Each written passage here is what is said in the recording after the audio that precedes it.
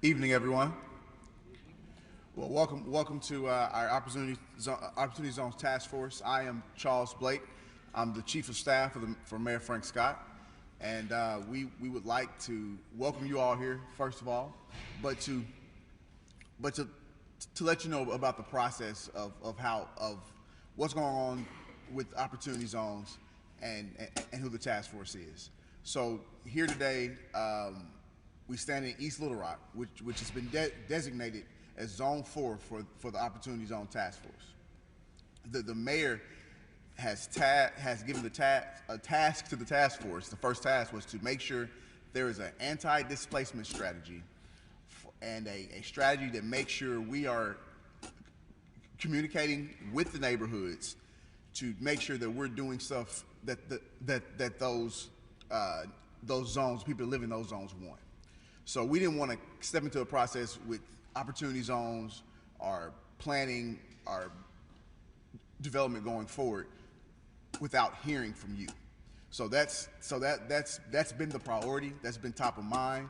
There are no projects going on now. There are no investors. There are no investors that approach the city. All we're doing is having the conversation about what opportunity zones are, who our task force is, and listening to what you want. So the mayor handpicked this task force of community leaders, bankers, investors, builders, people who could help formulate our strategy. So it was 20 individuals. It's chaired by Miss Marty North Hamilton and Leslie Lane. So they're going to go over what the Opportunity Zone Task Force has been doing and give you more details of what the task force is. But I'm going to bring Miss North Hamilton up to introduce herself and the members of the task force.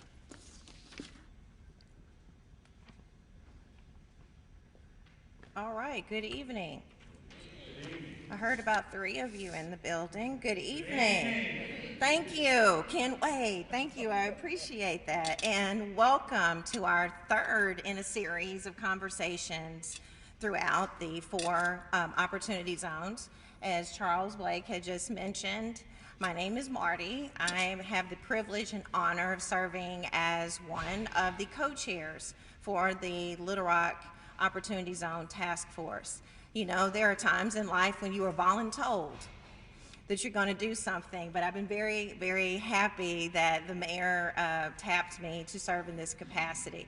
My fellow co-chair, Leslie Lane, if you'll stand, is in the back, and he is more of the technical advisor and has the technical expertise. So if you want to go into the weeds of how structure and some of the other things, I will be directing questions to him. My other task force members, would you please stand? Virgil and John and Ivan. Thank you so much. And before I go any further, we did not properly introduce or acknowledge Director Hendricks, who stood up just a moment ago to make the statement, and we'll get into some of the core aspects of the Opportunity Zone and the work that the task force has been involved in. So, as Charles had mentioned, Mayor Scott tapped 20 individuals representing a broad spectrum of the city to come together to start looking at what the Opportunity Zone presents to the city of Little Rock. So we're going to go in at a high-level overview of what they are. You've got a handout that kind of highlights some of what they are not, and we'll go into some examples and dig a little deeper. So it was important to me as the co-chair that we came out into the 4 zones and that we actually hear from the business owners, the residents, the concerned citizens in each zone to hear about what they would like to see in their community. This is like a visioning session because we want to take back what you want to see or some things that you don't want to see come to your community back to the city. So when we develop our plan that we give back to them as a document, it's a living document and a guiding post on future development, so we can help advise the city on how to continue to engage in community economic development. So the intention of this meeting is to hear from you. There are a lot of things going on in the world that outside of this room right now and outside of this particular subject area that may or may not directly have something to do with opportunity zones. If it is not involving the opportunity zone itself, and you have some particular requests or questions you have for the city, or even after this meeting and you're wanting more information, or you think of some other ideas, please make sure that you can reach out to Kendra Pruitt, who unfortunately could not be here tonight, but her email address is up there. And we can make that available to you again at the end. So what we're here to do tonight is talk about the future and setting a vision. The future and setting a vision, okay? This is your opportunity to be heard. We're going to take notes, and I don't know where Cade is. Cade, are you going to be my note taker? Okay, we're going to take notes from you on the different things that you would like to see here in this community. That information will be incorporated into our report. Now, one of the great myths about opportunity zones, number one, they are not empowerment zones. They are not enterprise zones. What do I mean by that? The federal government has not set aside funding to fund these projects. They have not set aside funding to create an office. Because before we had an enterprise and an empowerment zone office that had staff, and none of that is included in this. This is totally different, even though it has the word zone in it. So we cannot guarantee in any of the opportunity zones that a project involving opportunity zone tax credits will occur. They may or may not. So if there's a development that is occurring, it doesn't automatically mean within one of these zones that is affiliated with the opportunity zone tax credit program. We can guarantee that we will take the information that we get from you and what you would like to see and incorporate that in the information that we give to the city, so we can help guide the city on developing a plan for development ongoing, especially within the 4 zones. And without your voice, this is so important, without your voice, anything potentially could be developed, whether you like it or don't like it.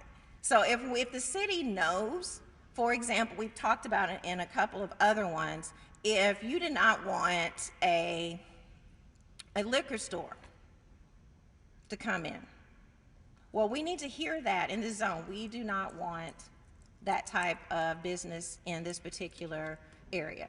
So that way, the city, when it's looking at things coming before the zoning and they want to come through here, they can use the other tools that they have at their disposal to discourage or encourage the type of businesses that you're wanting to see, for example. So just think of it that way. Your voice will be heard and honored and respected. We want to make sure that the city is using all of its tools to help potential opportunity zone investments that come into the community, if they come into the community, also align with the desires of the citizens, the business owners within that community. So this is about visioning. So in 2017, as part of the Tax Cuts and Jobs Act that was passed by the Trump administration, they established these opportunity zones. As Director Hendricks so eloquently mentioned, this predates Mayor Scott, and this wasn't a city selected, because a lot of questions have come up on why these 4 zones. Well, there was certain definitions to be able to qualify to be considered for an opportunity zone. The city submitted more than these 4, but ultimately the governor selected which zones in Arkansas out of all of the ones that were submitted that he would certify to DC. In this case, in Little Rock, there are 4. In the state of Arkansas, there are more. Across the state of Arkansas, there are 85 different opportunity zones. The 4 zones we'll go over in just a moment. We've already told you about the task force, and several of the members are here and several are on their way. We have been meeting since October. We have done asset mapping, the community meetings. We've been looking at different ways that we can make Little Rock as competitive as possible for anybody who's interested in investing to consider Little Rock, whether they are local, regional, or national, for them to look and consider Little Rock as a great place to invest their money. So, want to come back to a core component of this. The Opportunity Zone is a part of a tax bill. So only individuals that have a capital gains tax that they are trying to use as a tax strategy to defer paying capital gains are the type of individuals that we're talking about will have an investment to put in an Opportunity Zone fund. And we'll go over all of these terms in a little bit. So it's very, very important to understand. There have to be individuals and businesses that have a capital gains tax that they're facing. And when they're considering their tax consequences, this is an option for them to defer paying taxes for a period of time. So instead of, and we're going to go over a couple of examples in a moment. So instead of paying this tax on this end, I could take that money, invest it in a fund. The fund would turn around and develop eligible projects in these designated communities. So once again, the federal government is not putting any money into this, okay? So a taxpayer has a capital gains tax. They're trying to figure out a way to defer paying those taxes into the federal government. They can invest those dollars into a qualified Opportunity Zone fund. The fund then, in turn, invests in qualified projects. The fund can develop its own projects. It can invest in other projects. So who can be an investor? Anybody with a capital gains tax. That can be anyone. It can be an individual, it can be a group. There's not a limited pool of individuals other than those who have a capital gains tax. We want to get your input because there are individuals who live in Little Rock who have capital gains tax that they are facing right now. Wouldn't it be wonderful if some of those individuals decided to use those funds and deploy them for good in a way that helps our communities? Wouldn't that be wonderful? So when we say investors, once again, any individual, corporation, anybody that in the course of selling an asset ends up with a capital gains tax, they have the ability to invest in a fund. So that's anybody, an individual all the way up. And so there are some very, very technical aspects of it depending upon the type of fund. I can't answer those questions. That is something you would need to discuss with your tax professional. I'm just a lowly banker. Opportunity funds. So the person has the capital gains tax. There has to be a fund, a qualified fund for it to go into. They can be a simple fund, they can be a complex fund, depending upon who the individuals are, how they want to potentially pool their monies together, or the type of projects they're wanting to develop out. Not going into the weeds like that this evening. We've had a request from one of our earlier sessions to put together a small investor session for individuals who are interested in possibly creating their own funds to be able to come and learn how to do that. That is a great possibility and a recommendation we'll take back, but that is not something that we will be able to accomplish in this particular session. So let's take an example. I'm using Robert, just pulled out of online clip art. Robert purchased a fourplex in 2005 for $50,000. He recently sold the building for $150,000. There's a $100,000 profit that is subject for this capital gains tax. It's the profit, okay? So Robert could say, and this math is to keep it simple, because as y'all know, tax policy is anything but simple. So in this case, it could be up to 20% of a capital gains tax that he would have to pay off that $100,000 profit. So he made $100,000. He could be facing up to $20,000 in taxes to the federal government. It's like, how can I not pay $20,000 back to the federal government? One thing he could do is invest it or create his own opportunity zone fund. Okay? He invests and creates the fund, invests that money in the fund. Now he can select a project to develop in or create within one of the 4 zones. Does that make sense? Excellent. So this is an example of how this could be done at the local level, not necessarily a large entity outside of our community, but somebody here, and that's a very realistic scenario. Here's another one. So Sharon works for a company in which she has, she gets stock options. At a certain point, she wanted to exercise her stock options. You pay a capital gains tax on those stock options. What if a few of them decided they wanted to come together, create their own fund, take that fund, the funds that they pulled together to invest in a community? There are a lot of rules on how that particular type of structure would have to be formed, but it is possible. And so those individuals could pull together and decide, hey, we want to invest in some affordable rental housing in this particular zone. That is allowed and a possibility. That's another example of how opportunity zones and capital gains tax can go into a project.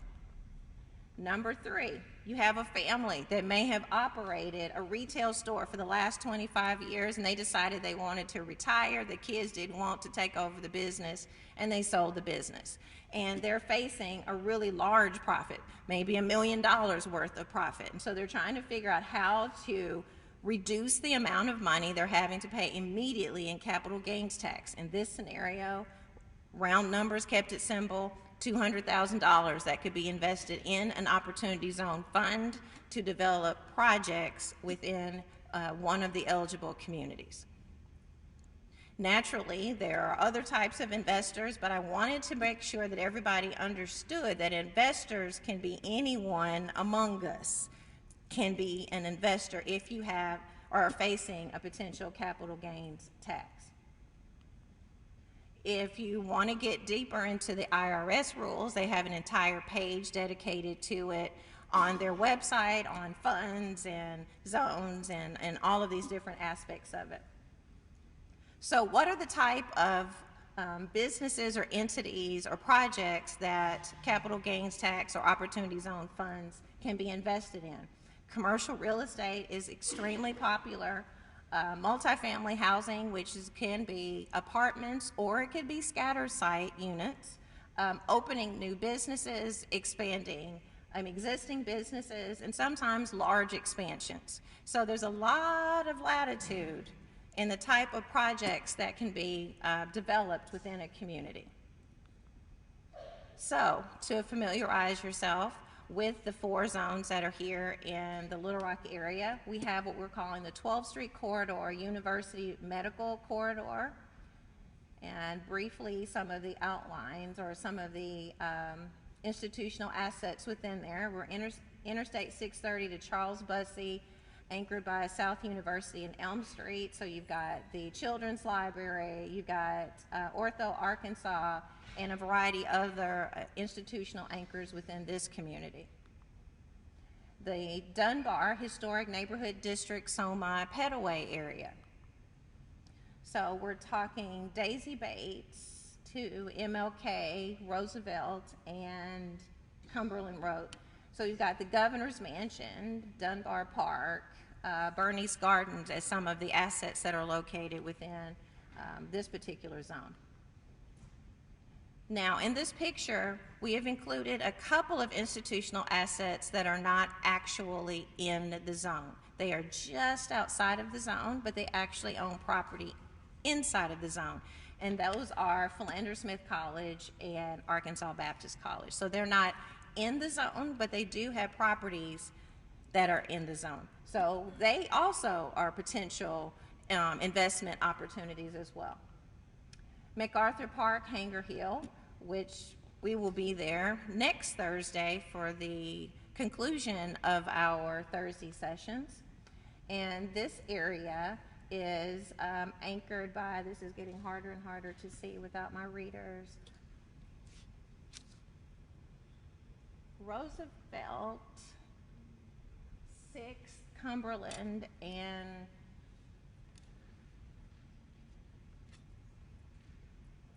this street over here by number 8, which has the Arkansas Arts Center, the Holiday Inn, Presidential Center, Our House, just to name a few. And then, of course, the East Little Rock community that we are currently in as the East End, East Village, East Little Rock community.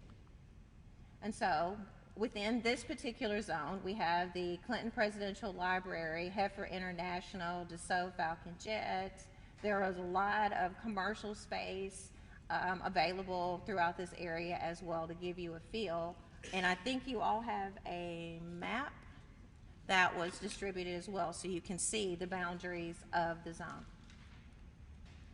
What type of projects would you like to see in this particular zone? There have been suggestions of opportunities to redevelop existing industrial, office, retail. There's some greenfield sites available as well, but what would you like to see developed in this community? I saw the mayor has entered the building. It feels like not Elvis has left the building, but the mayor has entered the building. Mayor Scott, would you like to say anything before we close and wrap up? I do want to share, this is a team effort. Again, I want to re-emphasize working with the community because the last thing we want to happen is a bunch of investors come from out of town, invest, and have not talked to the community, understand what the community desires. We want to ensure that it's a cohesive, collaborative investment that the community wants and that is working with the community. And so we appreciate the community showing up. The community's coming, taking time to listen, to be with us, and we are all ears. And the point of the matter is to get out in front so we're not reacting to certain things. And so that's the point.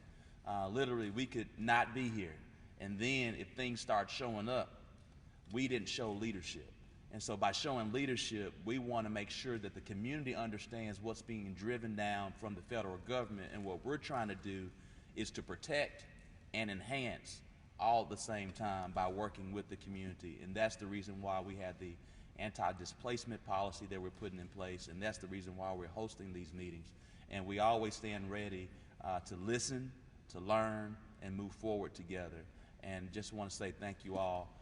And this entire team, Marty and Leslie, for really being volunteers and utilizing your expertise from both being in different parts of the banking community and sharing that and as we move forward together. So I know it's getting close on a Thursday night. We do appreciate it. I'll take any questions just for a hot second if we need to. If not, I'm fine, because I told Director Hendricks I was fine with not talking, but Director Hendricks told me to get up here and say something. So I'm going to always follow what she tells me what to do. I see you, Justice of the Peace Green. Good to see you today. That being said, I believe we're now adjourned. Thank you.